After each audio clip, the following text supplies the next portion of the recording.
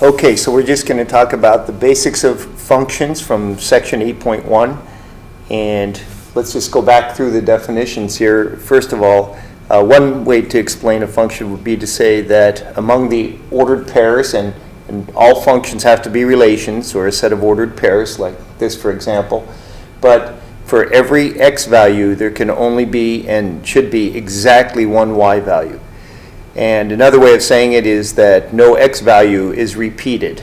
So for every x, there should be exactly one y. So let's just take a look at these couple of functions here and see which ones are, or relations I should say, and see which ones are functions and which ones are not. So in this first one, I see the x-coordinate is 1 here, 3 here, 6 here. I see no x repeated. For each x, there's exactly one y value. So this is a function. And for this one, for 1 it maps to 3, 5 maps to 3, and 7 maps to 8. Well, for every x, for example, here 1, there's exactly one y value, 3. And for this x value, which is a unique x value, it's different than 1 and 7, it maps to 3.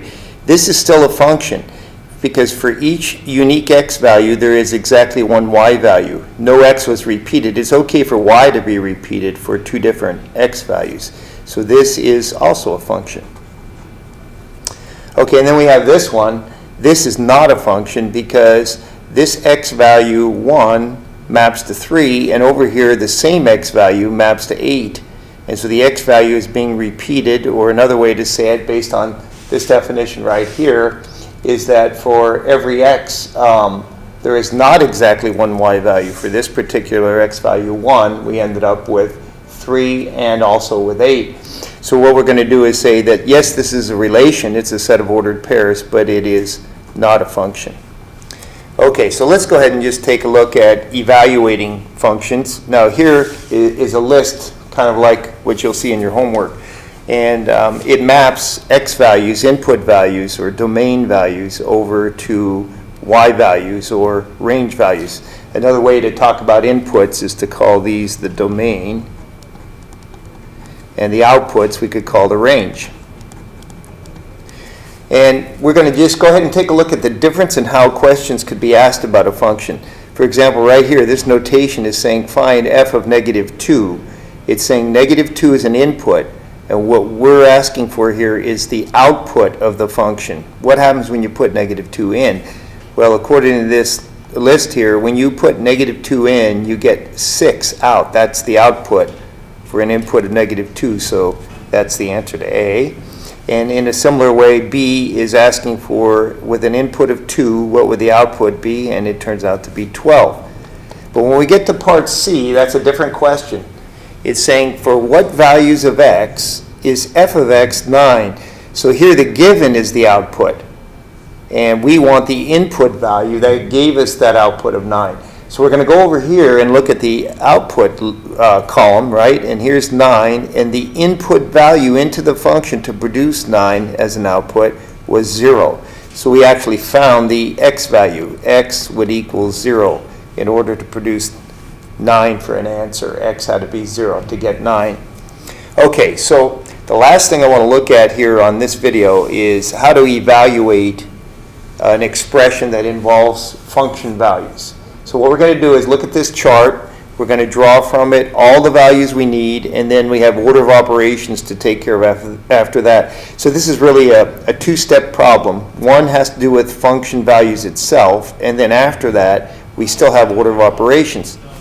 So we're going to go ahead, and first of all, it says take the square root of f of negative 1 minus f of 0.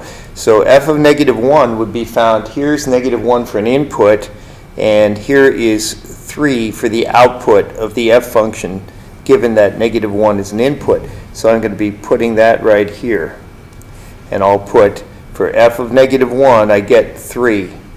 And I'll put that right here. And then for f of 0, 0 is an input right here, and the f function produces negative 1. I have to remember I have a negative operation right here, a subtraction, and then negative 1 was the output to my function.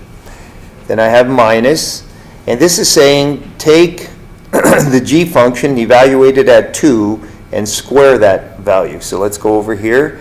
If I put 2 into the function, the g function produces a -6 output, but I'm going to be squaring that.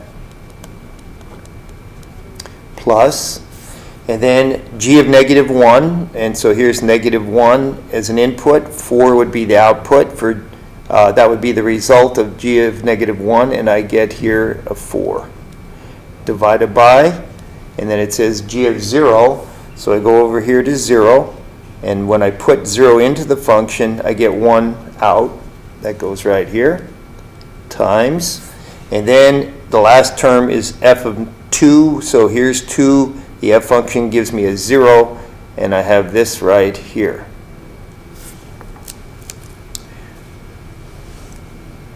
Okay, I see a problem right here. I'm going to end up, oh, actually, I'm going to be okay. I was concerned that I'd end up being dividing by 0 here, but I don't think that's going to happen. We'll worry about that when we get here. Okay, so now, let's just start. Where do we start with an order of operations problem? Well, grouping symbols first. So I'm going to take care of this square root, and that's going to be the square root of really 3 minus a -1 is +1. So we're taking the square root of 4, and that turns out to be 2. Then this minus, we don't want to bring inside here. We got to do exponents next and square this -6, and that will be 36. So we have this so far. Then we don't go right in order because addition comes next, but in the order of this problem, but order of operations says to do division and multiplication before addition. And not only that, if they occur right next to each other, division and multiplication, then I'd go left to right. So 4 divided by 1 is really 4. So I have this. But now it's times 0. So what's going to happen here is I still have multiplication to do right here. 4 times 0 is 0, and I get this. And now I have 2 minus 36 plus 0. 2 minus 36 is minus 34. Plus 0 won't change my answer, and so the final answer is -34.